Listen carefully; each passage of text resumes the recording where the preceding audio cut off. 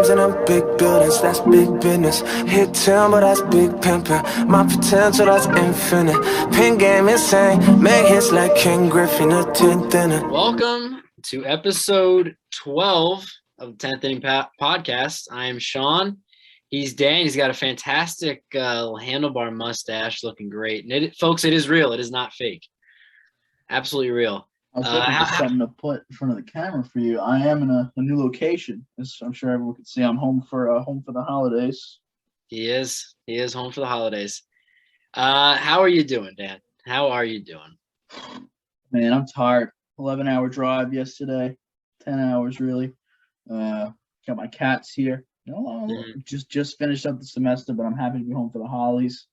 And we got the stash out today because we're going to be discussing what would happen if we were some decision makers in the MLB. And everyone knows decision makers have mustaches. Exactly.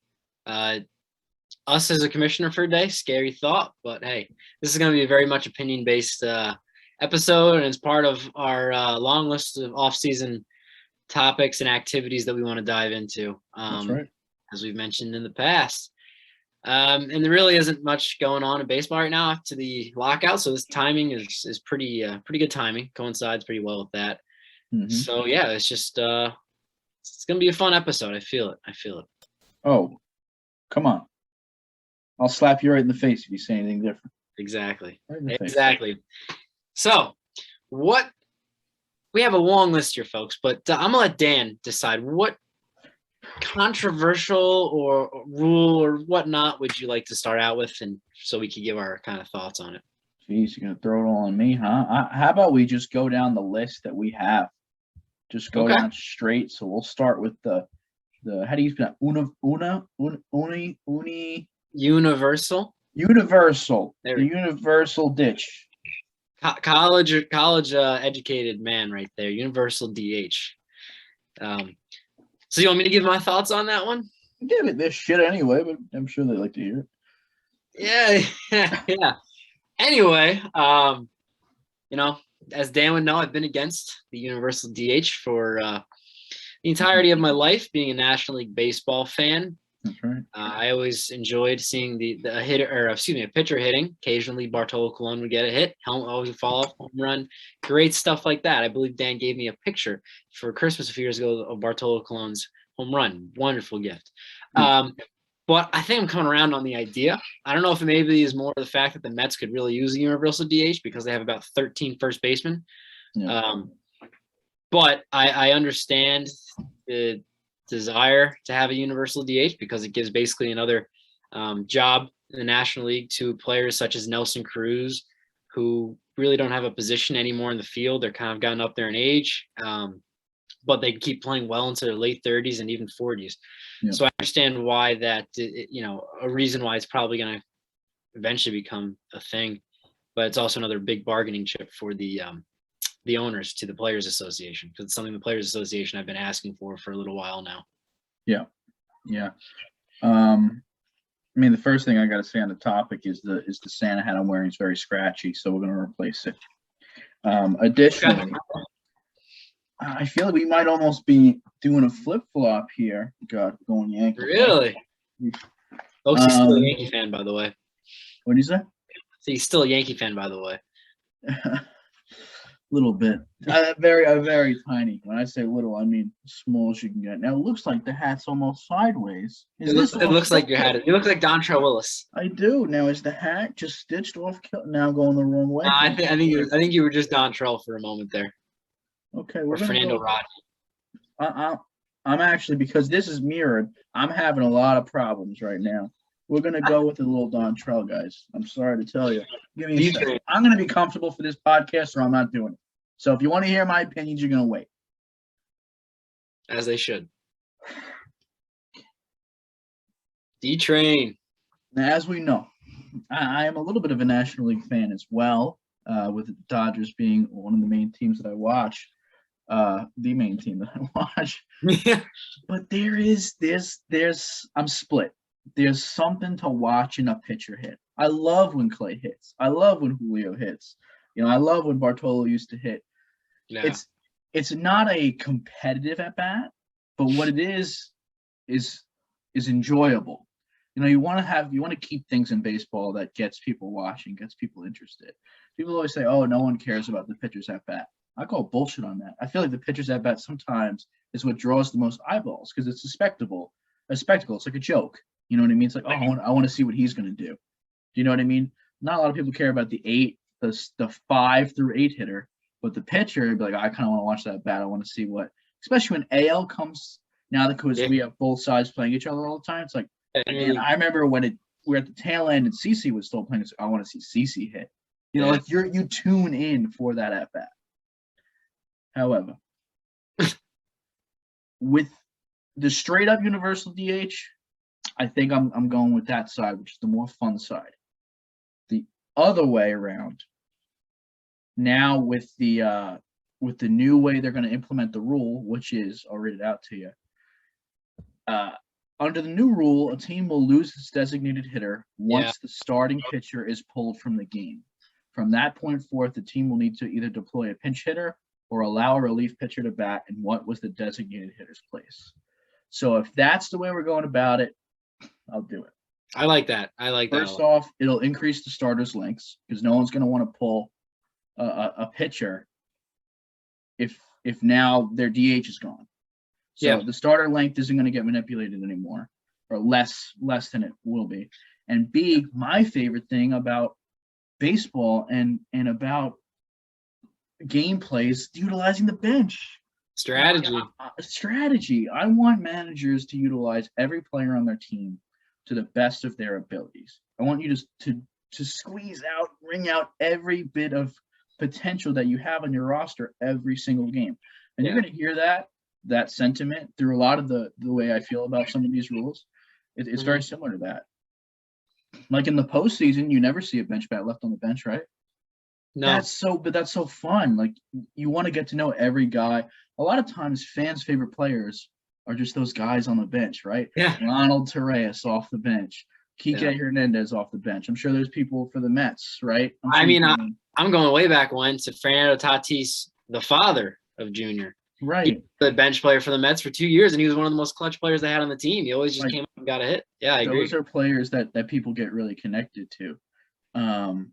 So if it's going to increase strategy and allow the better utilization of the entire team as a whole, and possibly a reliever at bat, I wouldn't mind watching once in a while. Yeah. I'm cool with that. If that's how we do it, I think that's an improvement. If we do it, I like that rule a lot. Yeah. I mean, me and you are both old school kind of people, so right. But, we enjoy pitchers throwing more than 4 or 5 innings, which is a bit of a rarity. The stash is looking good. Yeah, so I think we're pretty much on the similar pages there. This next one, I think we're both going to agree on, which I personally can't stand. I'm pretty sure you feel the same way. But the runner on second base and extra innings rule. I'm gonna let you start out with this one because I started with the last one. No. I don't like it. Frankly, it's not baseball, and it takes away from strategy. I mean, it adds a new element, but it's not really adding any more strategy. And this isn't gonna sound great, but another sentiment you're gonna hear from me a lot is I don't really care about. This is the same thing with the 7-inning doubleheaders.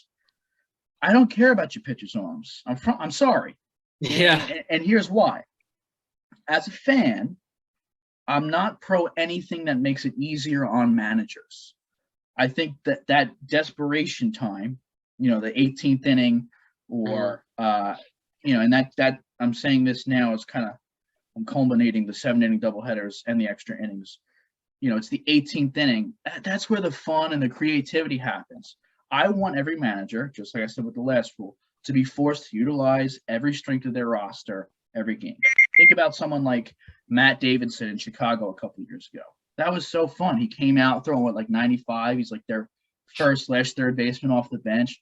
Yeah. But let me tell you, I think people think that that's crazy or like a one-time thing. I guarantee you there is at least one position player on every active MLB roster who could get on the mound and throw 90+.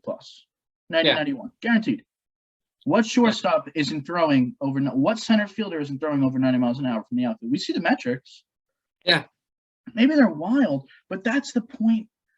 That's being in the trenches. Like that, you know what I mean? It's like we're one team. That's it. Everyone's gassed. What are we gonna do? Cody, come in. Like that's just doing everything you can to win. That's what I want people to have to get to. Do you know what I mean? Not just I mean, force some action. Force you to use. He's a position player, yeah, but maybe he could throw an inning, 1 inning a week. Why the fuck not? I want you to be able to have to figure out who the best position player pitcher on your team is and use, not just a guy to mop up innings when it's 15-0. I want a position. Basically, my thing is what I'm saying right now. I want a position player to have to pitch that's the best on their team. That's my final Position statement. player pitching, as Cut4 always tweets out. Yeah. But ultimately, baseball and sports are played for the fans. No fans, there's no sports. And I don't know about you, but I always see baseball writers on Twitter and online just saying that who wants to see a 21-inning game where a third baseman's pitching the 19th through 23rd, or, innings, whatever innings I just said. I do. A lot of people do. I just feel like they're speaking for themselves and they're painting with a broad brush and saying, who wants to see that? Who wants to see that? No, they don't want to see that because that's their job. They got to sit there and watch all that and write about it. But I know a lot of people who would love to see 25-inning games where you have, as you just said, shortstops pitching. I mean, I think that's the best team winning. Every player is on the team. That means when managers get shit out of luck in extra innings, they get their best hitting pitchers up, right? That happens all the time. Absolutely. Team. You want to build the best skill set. That's why people like Ohtani and Matt Davidson, two-way players, are valuable. Yeah. I don't I understood why they had the runner on second base for COVID. I understood that. This year, I don't know why they had it this year. I really don't. I mean, this year watching a game, and if it went to extra innings, let's say it was the Mets. If they won, I'd be like, yeah, they won, but it just felt wrong. It didn't feel like it was the same. I just don't like the runner on second base. Yeah. I understand, like you said, it adds another element to everything, another layer, but it's not the baseball that's been played for the last hundreds of years. Like, it's just, I don't agree with that. And then along with the 7-inning doubleheader thing, as you were going into that, I don't, to put it bluntly, like you said, I don't care about your pitcher's arm. I don't care if their players are playing 18 innings in a day. They're getting paid handsomely for it. Even the least paid guy in the roster is still making like $500,000. I mean, come on, you play for the fans. Without us, you ain't making any money. But come on, 7-inning doubleheaders. I understood it again for COVID and all that stuff, but it just doesn't feel right. It feels weird. I mean, this runner on second base thing sounds like it's going to be gone. 7-inning doubleheaders, I think, have a little more chance of sticking around because the players maybe are more into it. Yeah. But I don't like the feeling of it. It's just weird, to put it bluntly. Point I want to make off of what you just said is I think people forget baseball is kind of the only sport that we have series, right? Mm-hmm. Like, it's not just we play one game and then we play the next game. Like, we have mini pockets. There's series. You try and win the series, even though it's not like postseason, you get eliminated. It's like, I want to see what you do the next day. I'm watching that Yankees versus Red Sox series. That's like a cool part about baseball that people don't get involved in. Yeah. If we go 18 in the first game of the series, I want to see what we're doing game 2, right? Yeah. Are we just like using a bullpen game now, but we can't? Are we just throwing out fucking Mark Teixeira out? I don't know why I'm going to Mark Teixeira. Are we throwing Mark Teixeira on the mound because we don't blast from the past? We'll let the Red Sox burn their arms another game, and we'll try and win game 3. Like, I want to see. I want to see what the result is. People are like, oh, well, everyone's tired, and then they have to use some shit pitcher the next day.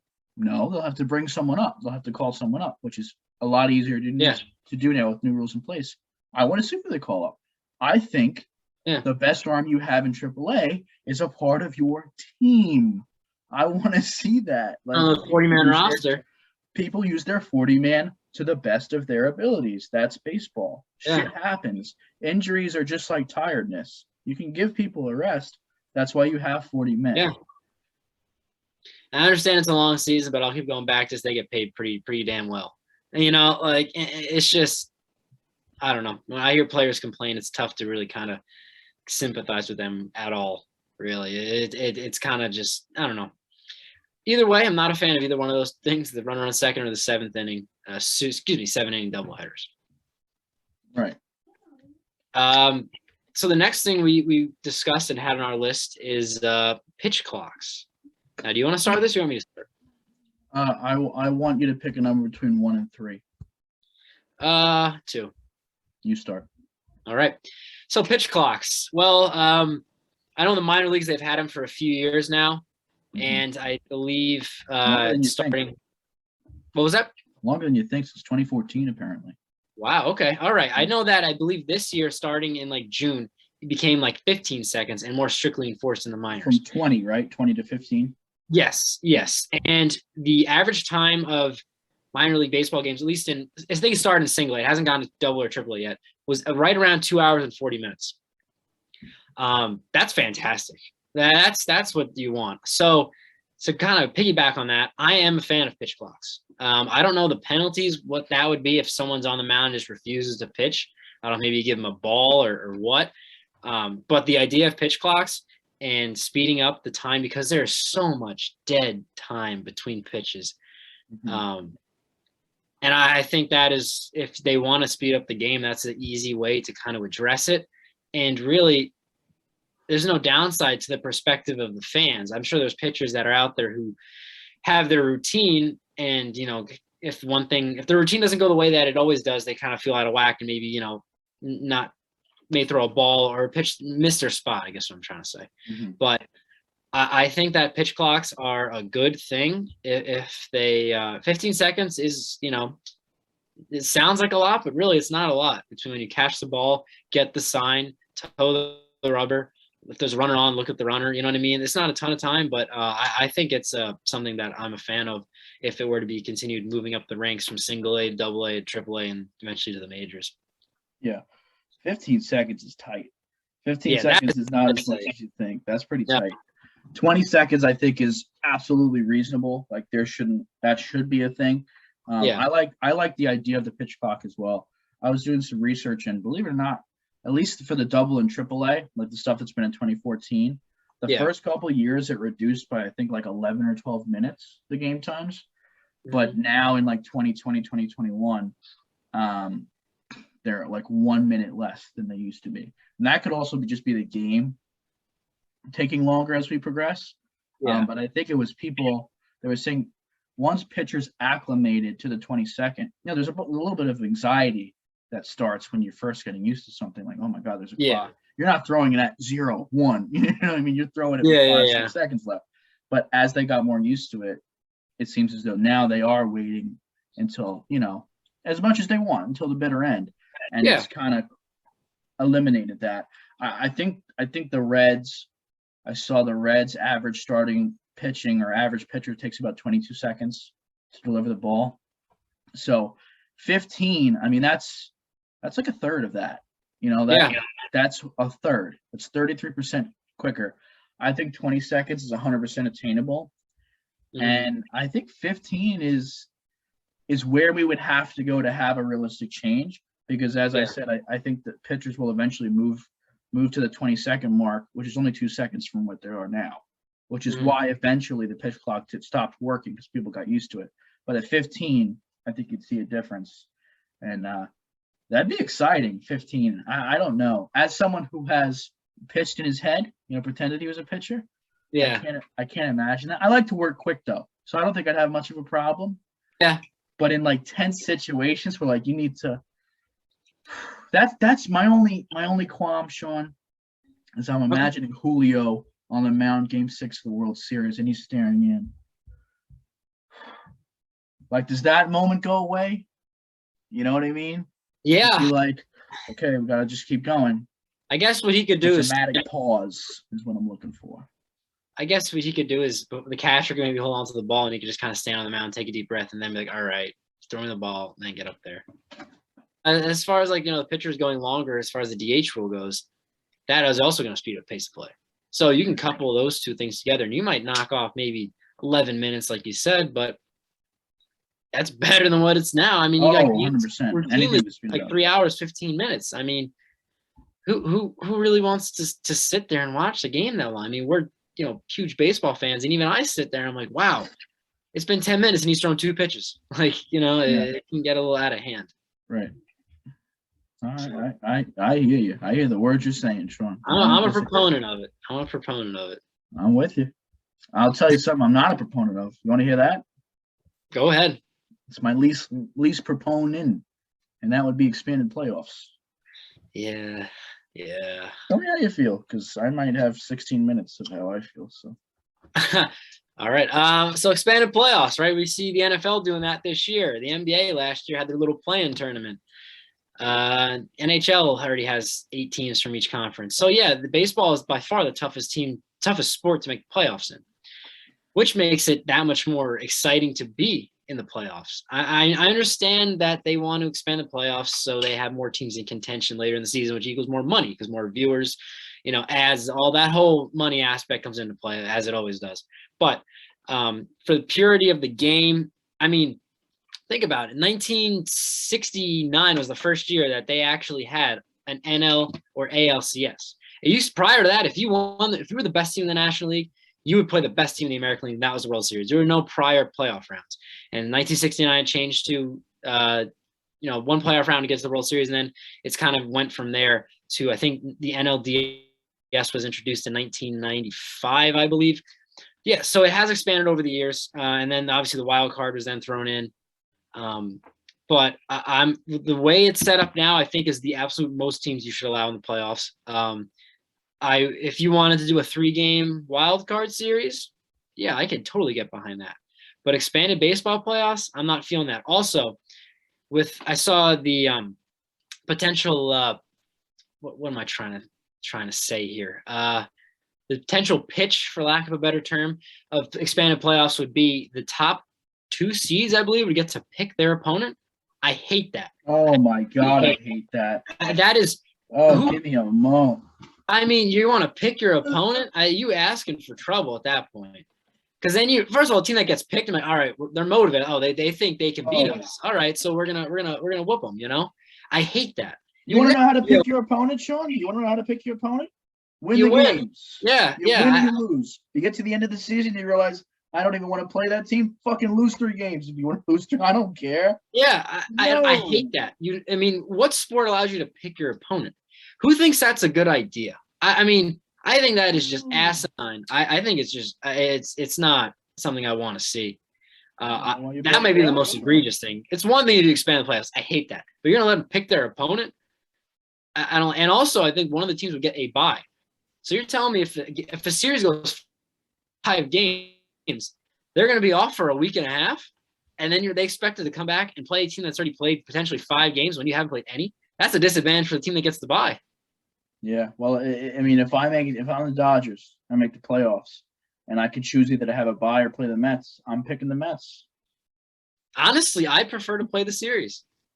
And I know it's the Mets, but hey, last time I played you guys in the playoffs, we won. I'm just saying. But last 2 times, actually. Last 2 times we played in the playoffs. Good for you, Sean. Good for you. What's my do? I have a question I got to answer. I didn't ask you a question, but hey, if you can ask yourself a question. Do I like expanded playoffs? No, I don't know what I'm just so flustered. The shit you just brought up, Sean, was terrible. Yeah. I didn't even hear about that. I wish I would have never heard. I'm sorry. I'll get my mouth shut next time. Yeah, don't even speak like that, Sean. I love the wild card game. I don't want the wild card game to be 3 games. I don't want that personally. You don't want the wild card to be 3 games? I like the 1-game series, and I just had the Dodgers almost get eliminated after winning 100 and some odd games. So yeah, I can speak on that. However, what I do like a little bit of an expansion. Now, as I've said a million times, I like baseball because it's the only sport where you can't be under 500 and go to the playoffs. No chance. I never watched the NBA because teams could be 6 games under 500 and be in the playoffs. That is bonkers to me. What the hell are you playing the season for? What are we doing here? NFL. I Giants almost make the playoffs every year. They never win more than 6 games. Okay, it doesn't make any sense. Well, the They're Giants in- are a playoff they're franchise. in the hunt graphic, by the way. The Giants sitting at 4-8. Just an FYI. They're in the hunt. What are they They are. hunting for? Apparently- Hopefully a new team. Regardless, what I like is the idea of making the play-in game that the NBA took from the bubble, Mhm. the NBA bubble. That's what I like. So for the wild card, you would have the 2 wild card teams, but there would be 3 wild card teams. The top 2 wild card seeds would okay, so the top wild card seed would get a bye. Mhm. The second 2 wild card teams would play each other. So if the 2 seed beats the 3 seed, then the 2 plays the 1, and that goes to the DS. If the 3 seed wins, now timeout. I'm gonna have to edit this. The 3 seed wins. They play the 1 seed. Right. So if I may, if I think I know what The you're 3 getting. seed has to win twice. Is how it works, right? Yes, 3 seed has to win twice. The 1 and 2 seeds just got to win one. Well, no, the 2 seed would then have to win twice as well. So the That's 1 what I'm seed would need 1 win, and the 2 and 3 seed would need 2 wins. Oh, that's what it is. The 3 plays the 1. Oh, 3 plays the 1. Not the Because 2. the 1 has to get eliminated twice to lose. That's what it is. Now, So- hear me out. Hear me out. Okay. So the 3 seed plays the 1 seed. If the 3 seed wins, it's got to go play the 2 seed. And if the 3 seed beats the 2 seed, then it goes to the playoffs. But if the 1 seed, He wants to see 3 teams make the wild card game, and then from there move on. How does that sound? I'm not content, because there is a way that the 3 seed has to win twice, and Yes. the 1 seed has to get eliminated twice. Is what has to happen, basically, right? Or just the 3 seed has to win twice. I think the 3 seed and 2 seed would have to win twice. And the 1 seed, otherwise, I think it'd be a lot of games. 3 seed plays the 2 seed. The 3 seed. Winner then plays the 1 seed. Yeah. But what happens to the 2 seed?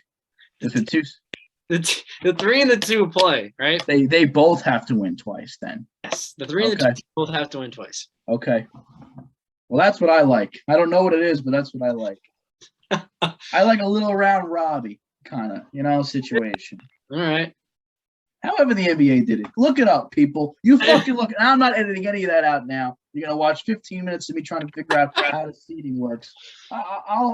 If I figure it out, I'll put it down here right now. Go to the next thing, Sean. All right. So this has already been implemented for a few years now, but the 3 batter minimum per pitcher. You like? You don't like? You almost got on the other podcast I'm going to start. You like it? You're gonna see that soon. It's coming out. I forgot about that. You like? I forgot. Now, what was the question? You blew me away with that one. The 3 batter minimum, and I'm gonna keep phrasing the rest of the podcast just because of that now. You got a mini, Sean. I don't like it. I don't like it, but I like it. It's strategy. It adds a new strategy, which is fantastic. Less pitching changes, which is again fantastic. Speeds up the game. Yeah. However, I'll harken back to something I've said in the past 3 times already. I don't think it allows for the best utilization of every player. And I don't like rules that inhibit utilizing your players to the best of their ability. Specialization is annoying, but it's part of baseball. People built their teams around that, and I think that's okay. I just wish there was a qualm for pitching changes taking so long. I think if we attacked it from the root, as in there, instead of having dictating what managers can do, instead of you have to prep in the bullpen, there's no warm-up pitches when you get out. You run onto the field and you start the batter. Like attacking the time issue there instead of dictating where a manager can make moves, I think would be a better way for baseball. Personally. I I pretty much agree with what you're saying. I like the fact that it speeds up the game, but it takes the strategy out of the game. There was a lefty pitcher who just passed away recently, Pedro Feliciano, who pitched for the Mets for a while, who was literally a one-batter specialist lefty. Would come in, face one batter, get him out, he was done. It wouldn't last today, obviously, for that with that rule in place, but it definitely does take strategy out of the game in that regard. So yeah, I'm pretty much with you on that. And those people have value. Like that's an asset. That's a Yeah. I want people like that to be able to be used in baseball that are valuable. People that have just one good quality, one good skill. Like I love if I ran a team, the first thing I would have done, 10 years ago, I would have signed Usain Bolt. He would have been on my bench for a pinch running situation. You know what I mean? Like, what do you want the best at everything? Like Terrence Score. Terrence Score has won how many fucking playoff games because everyone signs him to get a bag in an important spot. Like a lefty specialist, maybe you're playing the Nats in the World Series and Juan Soto's up. I mean, you want that guy on your team and you want to see that matchup. Absolutely. Continue. I'm sorry I keep derailing you. No, I was pretty much done with my thoughts there. So the next one we have on the list is the batter staying in the box, like 1 foot within the box during his at bat. I know that Major League Baseball, I brought this up, I don't know, probably 5 or 6 years ago at this point. And David Ortiz was playing at the time, and he said, "I'm not doing that." And it kind of fell by the wayside because that's Big Poppy. Yeah, that's Big Poppy. I like the idea. I mean, because as much as we're ripping the pitchers for taking a while, there's batters that have like 30 different things on a laundry list to do before the pitch comes. Change the batting gloves, the shoulder, tighten the armband. It gets ridiculous. It's like Omar Garciaparra. Like, I mean, it's just too much. But yeah, so I mean, I wouldn't. Okay, and wow, folks, you just got an interesting. I went through the laundry list. That was A-Rod, right? Yeah. Yeah. I remember you used to do that as a kid because A-Rod was your favorite player growing up. He had a lunchbox, folks. A-Rod lunchbox. It did. Anyway, I pre-Royds. Pre-Royds. He was on him. He was on him. No one knew, but he was on him. No, I think it was post first Royds, but pre-second Royds, you were still a fan, right? Yeah. The third one's really killing the coffin for me. When he sued baseball, yeah. I don't know how you would enforce it, but I'm a proponent of the batters keeping their feet in the box or 1 foot in the box type thing to just speed up the pace of play a little bit. Yeah. As a batter, I feel like that could get a little bit if I can't get out and swing, if I need a swing, but yes, I'm for it. I think I'd be uncomfortable, but change is uncomfortable. I think it's a good idea. Yeah, you get used to it. Yeah. All right, that was a quick one. Yeah. And now this one is quite a drastic change.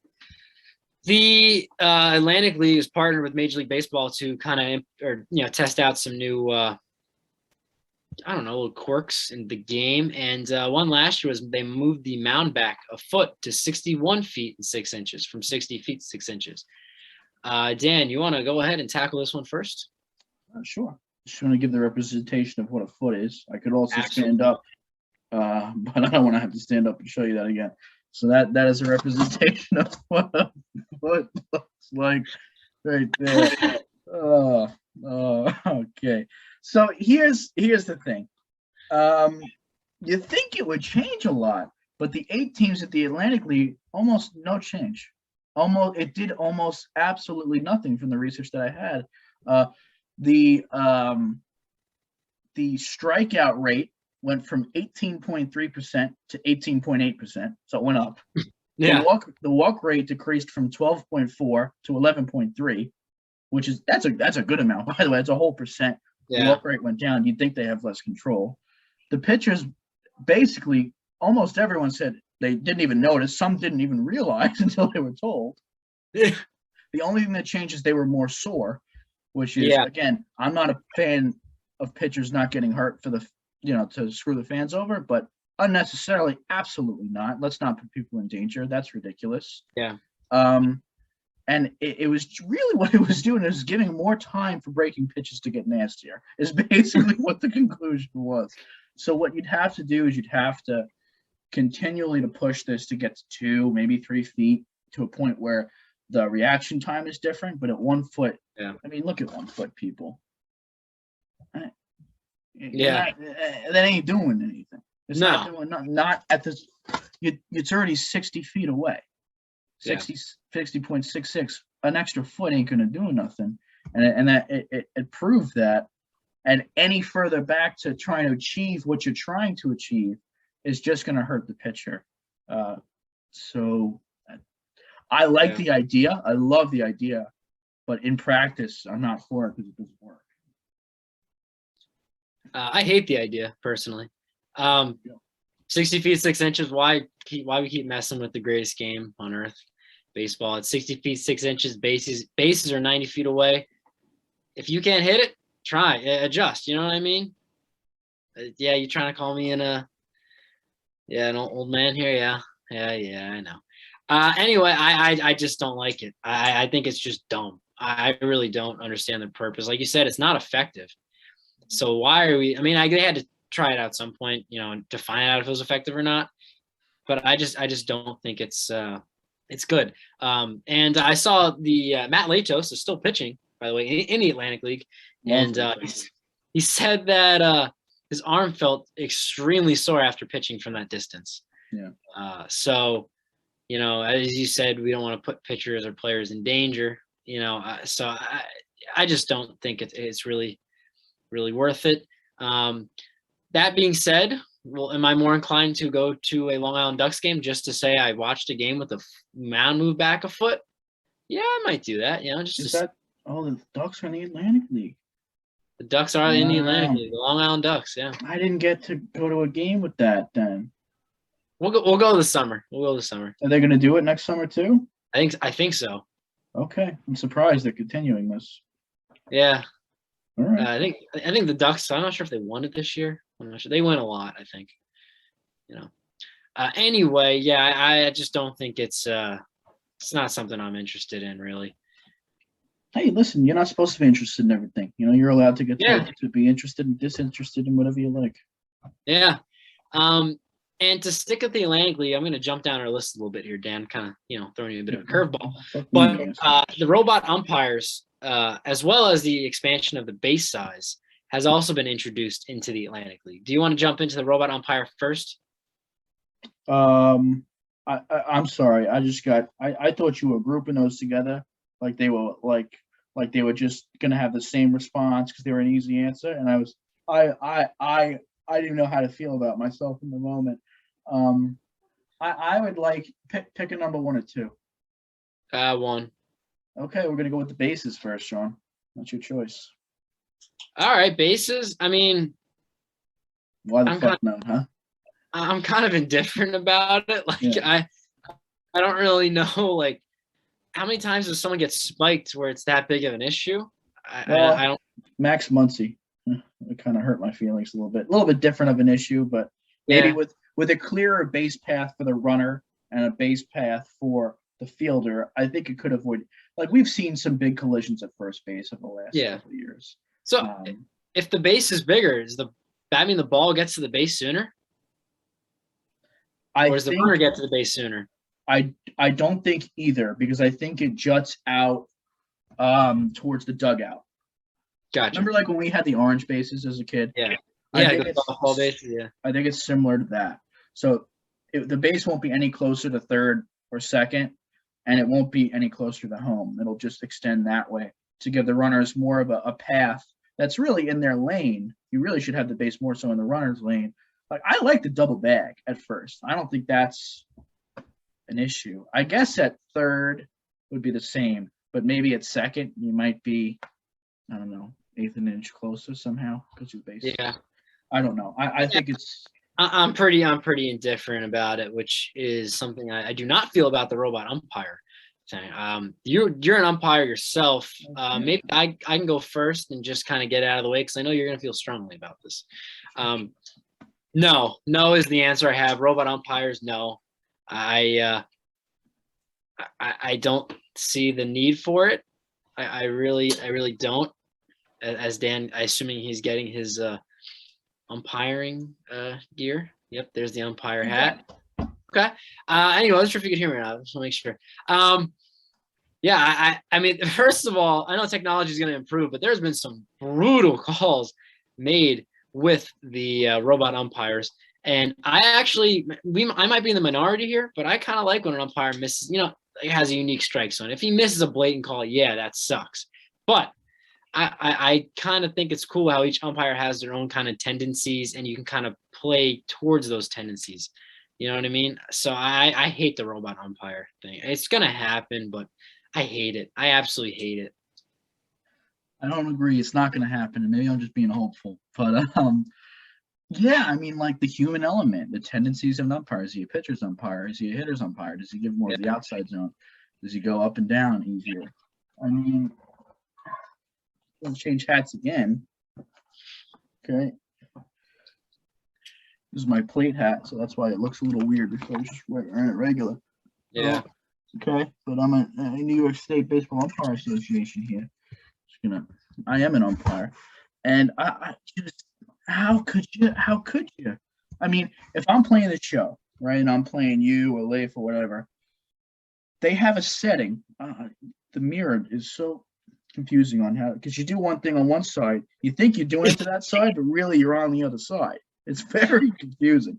Anyway, you're playing the show, right? They have umpire accuracy. It's a thing. You can go like perfect, but what do you always play on average? You always play on average. Like, you want some interesting calls. That's the whole thing. Like if you're doing that in a video game setting, where like you could be like, no, let's just get whatever it is. No, fans are still choosing average. It's part of the game. It's the fun of it. Like the unpredictability. I play average, injuries on, you know what I mean? Like that's the unpredictability of sport is what makes it exciting. And refs in every sport have issues. Absolutely. Calls are part of the game. People have said football games have been won and lost by refs, throwing or not throwing flags. What was it in Seattle, right? The no PI call or whatever it was, or the PI call. Forget it. The Saints. The Saints, right? I'm sorry. It was like Mikel Roby Coleman was the wide receiver, and he got absolutely decked. Right. I mean, listen, but that's sports. We're all humans playing a game, and humans make mistakes. The replay was a good addition to help, but I mean, robo-umps. Yeah. I mean, I'll get into it later when we talk about a rule we would implement if we were commissioner. But I'm with you. I feel like we're agreeing on a lot of stuff because we're just kind of the similar, type people when it comes to sports, I guess you could say. I think it's just, I mean, soon enough you're gonna have robots playing the game and not even human beings. I mean, that's what I'm saying. Yeah, it'll be like predictive analysis. Like it'll be statistics. Like what would Juan Soto have done if this pitch came in from this pitcher? Like it'll be like that. That's coming, by the way. I just started that trend. You just heard it from me first. Don't forget you heard it from me. They're gonna be like online, like how they do with like gambling games, where they just like put two fake teams playing against each other. It'll be like, oh, the 1984 Brewers versus the 2021 Nationals, and that's what you'll watch. Just an online of what would happen in this scenario. Well, 95% said Soto would get a single on that pitch in that location. That's what you're going to turn baseball into. And I love stats and data. As you know, I'm a big guy on this podcast for doing that. But not on the field. Once we're on the field, let's play the effing game. Yeah. Amen. Play ball. Thank you. Okay. I got to fix this. So you continue. Don't worry about me. All right. The next one, we're also going to agree with this one, but shifting has become a major issue within the game of baseball, so much so that the minor leagues are starting to wow, okay, let's see how he feels. We're starting to implement some rules where players have to keep their feet on the infield and can only have two players on each side of second base, which even that is still crazy how the shifts you can have from that. But we know how you feel. I hate the shift. I mean, I get it. Professional hitter, bunt, do what you can to avoid it. But, like, it's not baseball. Like, there's 9 positions. All right, you're supposed to play a position. You're not supposed to have your shortstop behind first base out in right field. Like it's not baseball. Like that's and also that's hurting. They want to get more offense. That hurts the offense because that's how many hits taken away because they have 3 guys lined up on the right side of the infield in right field. You know what I mean? I just hate it. I just can't stand it. Yeah. You're gonna hear a take out of me that you maybe wouldn't expect completely. But when they first started shifting, I actually liked it. I was a proponent of it because it goes with my philosophy of utilize your players to the best of their abilities. Mm-hmm. These guys hit the ball here. We're going to put our players there. I love that. That strategy. It's using your players the right way. And in the first year or two, we were just like, well, just bunt. Why won't they just fucking bunt? Just beat the shift, as we almost named our podcast. Just beat the shift. Like you have bat on ball skills, just go the other way. And now, however many years we're into this, we're realizing, well, if you're not going to fucking do that, we can't do this anymore. Like if the batters are not going to adjust, then we can't play this game because it's OP. I mean, you would have thought by now the batters would have adjusted, that no one would be just a straight pull hit anymore. You'd have many more people that put the ball in play all over the place, which would be better for the game. Mm-hmm. We were hoping the shifts would eliminate those type of one-trick pony hitters. Mm-hmm. Instead, they've been like, you know what, we're just gonna go over the fence now, and we're just gonna have all pull hitters, and it's made it worse. They've doubled down on what the issue was and not tried to fix it and go away from it. So, as much as I like strategy and I like the shift as a thought process, the way the teams have responded has not been positively. So we have to go back and not do it. Every foot has to be on the infield. Every foot has to be on the infield. That's it. That's 2 players on each side of second base too. 2 players on each side of second base. I wouldn't even care if you stacked 4 on the right side. I mean, hit the ball. I still don't understand why. I know. Why don't they? You could have our Pujols drop a bunt and still get a hit, or just hit to the opposite field. That's my only resignation with like hating the shift. It's like, beat it. Just beat the shift. Yeah. Just beat it. They're stubborn. It's not that, and it's not that they're failing, Sean. If it was that hitters can't do it, I would understand it. Okay. Hitters aren't trying. Managers aren't promoting it. Coaches aren't promoting it. That's my issue. They're not trying. No one's trying to go oppo. No one's laying down the bunt. Remember when the shift, like the first year people started doing it. Robbie Cano, like a bunt down, and he ended up getting a double because it rolled past third base. Yeah. And I was like, oh, this is going to be so fun. They're not going to shift him anymore. And that was the last time I ever saw someone get a bunt hit on the shift. I mean, it was like, the average must be like 850, and no one's interested. And in the shift, when I play my brother all the time, he always bunts with the shift and he always gets a hit. Like why don't they do that in the majors? And really, MLB The Show. Sometimes I'll go off of zone hitting, go on to directional, put the stick the other way because every lefty comes up, everyone's on the right side of the infield. MLB The Show. You slap a line drive down the line, that's a triple double all day. I mean, because they get the outfield shifted that way too. Just beat the shift, especially people like Soto. And Soto can beat the shift. Not that he doesn't. I don't know, Sean. I don't know how to feel. I hate the shift because of what it's done. But I think it's a good idea. It's just the hitters haven't responded the way they should have. No, they should. They certainly have not. I don't know. It's frustrating. Especially when you're used to a ball being hit up the middle, being a for sure base hit, and you got the guy behind second. There's nothing worse than that. Like runner on third, 2 outs, right? Like, oh, he's got a hit. Nope, there's that has to stop. That's annoying. I hate that because you never know when they hit it now if it's a hit or not. Yeah, if you get a hit, and you know what a hit is. If you get a hit, it should be a hit, which means there shouldn't be a defense allowed to take away a hit. Which means the second baseman in short right field, or the guy directly, up the middle behind the bag on the grass. Like that can't happen. I mean, I'm starting to think you were the first guy to bring the shifting into baseball. I mean, you played Sherrod back in like 6th grade, and ever since then, there's been players playing everywhere. I was the first ever shortstop That's the one shift you almost never see, by the way. You almost never see a shortstop. That's in between short and third. Yeah. In the hole, he used to play short. Pretty But filthy at it, too. but you have a lot of righty pull hitters, but they shift them, but not to the extent they shift lefties. It's weird. Yeah.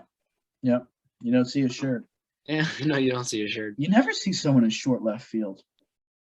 No, like Why? Pete Alonso is a pull hitter, but they never they shift him, but there's never to the point where I guess because it'd be a hell of a throw from left field to first.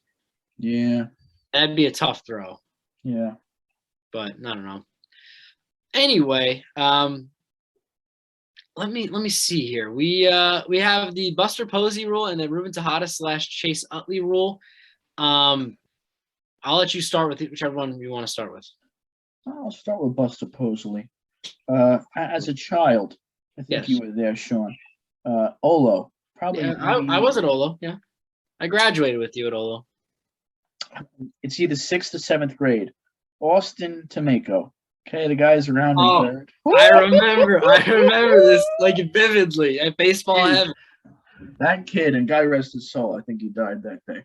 Austin Tomeko was one of the biggest 8th graders you've ever seen. This guy is built, and he Oh my fucking God. lowered that shoulder on that kid and laughed in his face. He was out of there. He had his equipment on too, and he still like barely got up. Ooh. I don't Oh, know. boy. That's my take on the Posey rule. I got no other take than that. I don't know. I mean, Buster Posey just retired. He's fine. Yeah. No, I feel like they made it a rule, and then for a couple of years they enforced it. But ever since then, players block the plate or catchers block the plate all the time now. It seems. Yeah. You know what I mean? Like they enforced it for a little while, but now it's kind of like not necessarily back to what it was. But people kind of like the runners won't bowl people over, but like they used to be they weren't allowed to block the plate. Now they do. So I don't know. It's kind of like regressed in a sense. Yeah. I don't know. I don't know how to feel. I understand the safety 100%. I agree with the safety. Yeah. Here's my thing. The fact that we're human beings should not allow someone to hit someone as hard as they physically can. You know what I'm saying? Yeah. Like, if I'm running home and you're catching, I am not going to run into it at a speed that I would injure myself. Yeah. You know what I mean? My body wouldn't allow me to do it. Nor would I really want to do that to another human being if you're sensible. I wouldn't try to kill you. I'm just trying to knock the ball out. So I'll be trying to shoulder or put force on the glove more so than take you out. I don't think that was ever anyone's intention to take someone out or knock someone unconscious. It's to get the ball out. I don't know. I need to see more stats on how many injuries there was because of it and how it's decreased. And as much as it's a shitty thing to say, if it wasn't that much, I'm kind of for not collisions at the plate, but I don't know. I don't know what I'm saying. I miss it a little bit, I think. If it wasn't Buster Posey that almost got killed, then it wouldn't have been the same because Buster Posey was like a young stud coming up at the time, 2 years in the league or whatever it was. So I mean, went on to I remember they showed him getting in the ambulance. Yeah. I remember that I was watching like an ESPN the next day, and they had the camera crew taking him into the ambulance. So it was like a huge thing. Like it was like it was I don't know. If it was like some guy who wasn't that good, I mean, it would have got talked about, but it wouldn't have been a whole rule change. Yeah. Now on to the Chase Utley, just Chase Utley rule. I can't really say the guy's name. I hate him. Hate Chase Utley. Smug. Effectively ended Ruben Tejada's career. I think he tore his ACL, broke his tibia. I don't even know. It's like shattered his leg. Didn't even show remorse for it. Picked up his helmet, went back to the dugout. Like I don't know. And they called him safe because Tejada didn't even apparently touch the base at the time, even though he was getting absolutely ran over. But that's beside the point. I understand the rule. It kind of takes away kind of the collision at second base thing, kind of like home plate, but at second base is more common. But man, the second base one I think was almost more dangerous in the sense where you could tear your ACL, really get some gruesome leg injuries. If a guy's running full force at your leg when you're extending to throw the ball, you're in a vulnerable position. And if he's going cleats up, spikes up, gonna clip you, that's what's going to happen. It really is more player safety than I think even the catcher Yeah. collisions. My take is a little bit different. I also played a good amount of middle infield growing up, and you're supposed to clear. I mean, like, I get it. Like, you shouldn't be in that position. You're supposed to clear. I mean, I'm cool with people sliding in. Yeah. I used to do that all the time. I probably broke up, I want to say, between 10 and 15 double plays just because, like, I enjoyed sliding in hard. But, I mean, targeting is where the issue is. And that's where a lot of the rule came into place. You shouldn't be allowed more, you can't target. When someone's targeting. You're sliding into the base. Yeah. If you end up breaking up the double play, that's because they didn't clear. I mean, although I will say this, a lot of times they didn't clear is because they were still making the throw. You know what I mean? Like, if they already made the throw and were standing there, yeah, it's fair game. But if they're like literally coming across the base as they're sliding in, you can't really control that because he's trying to get the out. But yeah, if he caught the ball, threw it, and is standing there just looking at the ball, admiring it, yeah, I agree. You're also supposed to clear before you throw, though, before you get the throw off, if you can. I mean, a lot of situations you can't. You're just catching and turning without clearing. But if you're coming through the bag, you take the extra step, you clear and throw, or you take a step back after you catch it and throw. But I don't know. I don't know. Again, these are things that I never bowled over a catcher. I can promise you that. But I did slide hard in the second. Yeah. And, I liked it. I liked it. Breaking news. He liked it. I liked it. You like it? Yeah, I liked it. Like it? All right. I think we should finish off with if you were commissioner for a day, what would be a rule or something you would change or implement? Do you want to start? I would love to start. I'd also like to say, though, I don't want us to not be able to talk about how we can fix service time manipulation. Unless you didn't want to do that today, we could do that another day. Oh, we can do that today. Okay. I was unsure the length of the podcast, how long we wanted it to be. How are we on length right now? We're about just about an hour right now. Oh, geez, it's always that time, huh? I was just trying to look at the time, so I hear you. Want to do now or later. No, we could do it another day. That's fine.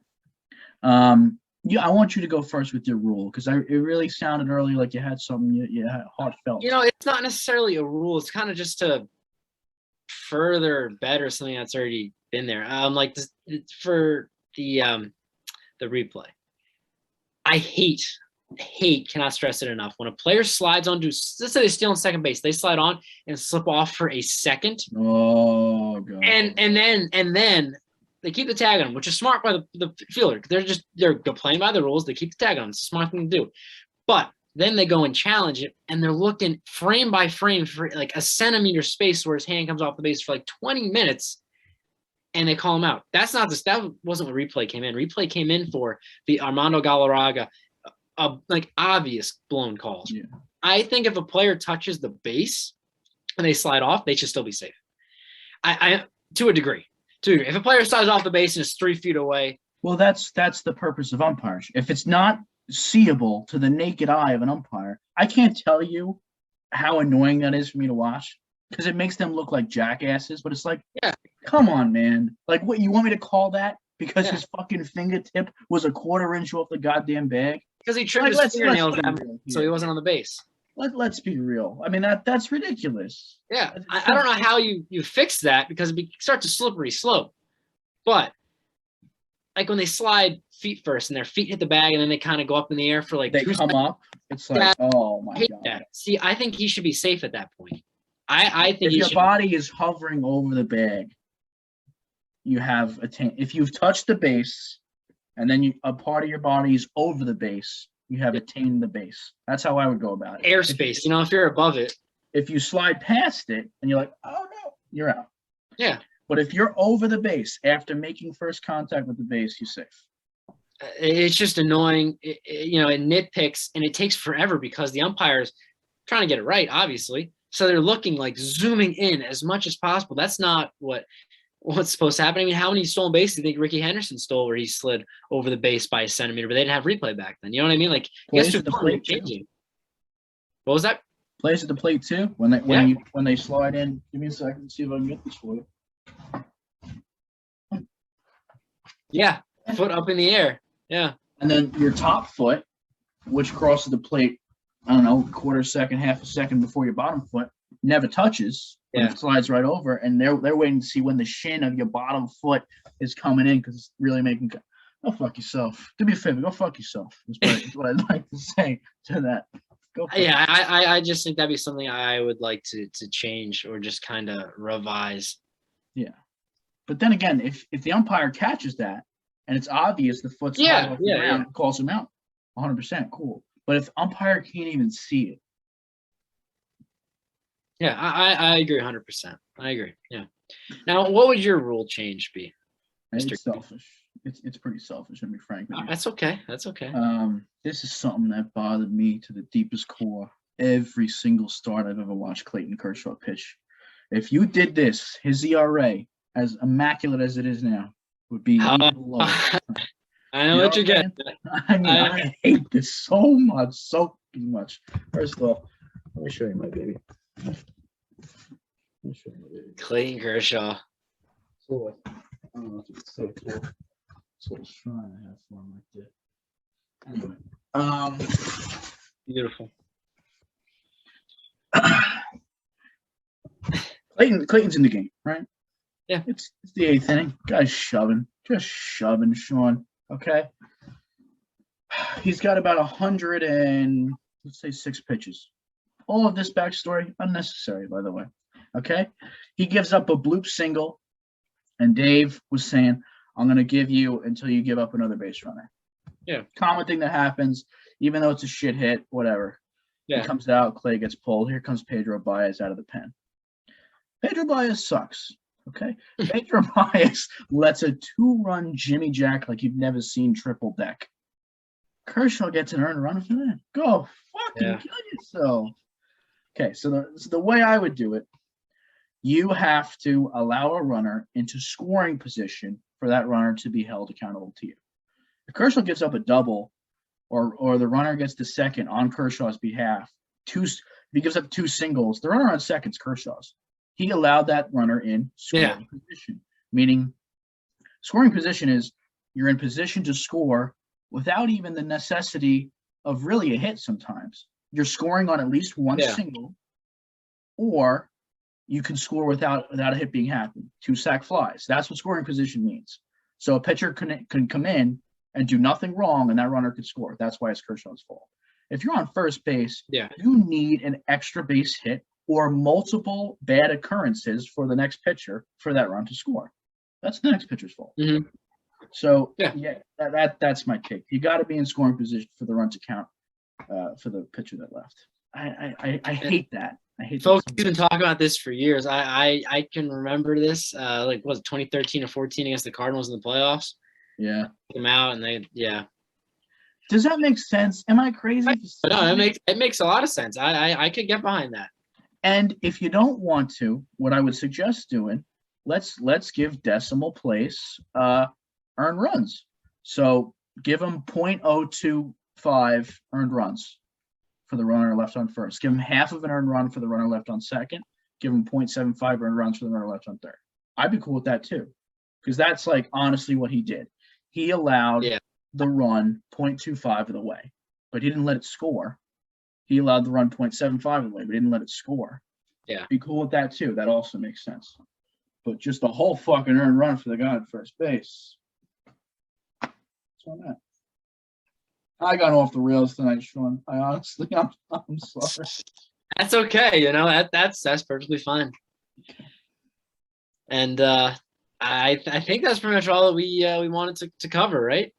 Yeah. We'll do the service time manipulation next time. I told you earlier in this before we started, I was like, I'm gonna derail this thing like you've never seen. That was gonna be with service time manipulation, so I'm glad we didn't get it to it. Okay. All right. What you guys are gonna end up seeing is a project that I did. I'm gonna completely derail the whole next podcast we have, and we're gonna watch my own project that I did for 6 minutes.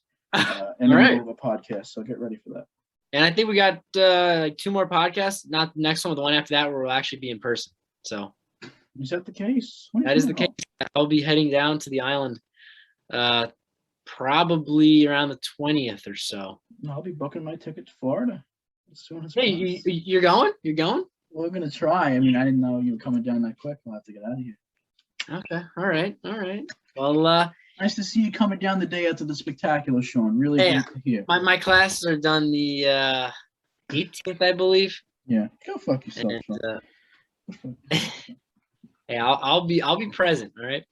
Anyway, this has been the 10th Inning Podcast. As always, please like, subscribe on YouTube, follow us on Instagram, and Dan is being peak Dan right now. Anyway, so yeah, the links and all the socials are down below. And until next week, this has been the 10th Inning Podcast. That's what it's been.